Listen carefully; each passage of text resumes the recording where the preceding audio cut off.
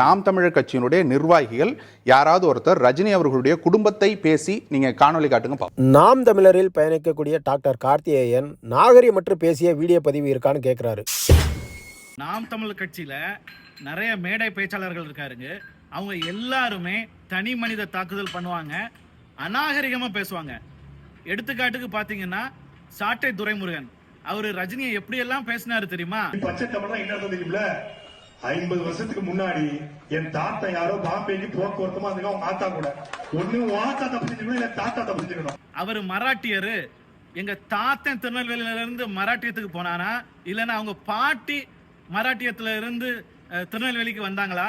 இந்த மாதிரி குடும்பத்தை எல்லாம் இழுத்து பேசினாரு இந்த சாட்டை துரைமுருகன். நாம் தமிழர் கட்சியில எல்லாருமே இந்த மாதிரி அநாகரிகமா பேசக்கூடிய ஆட்கள்.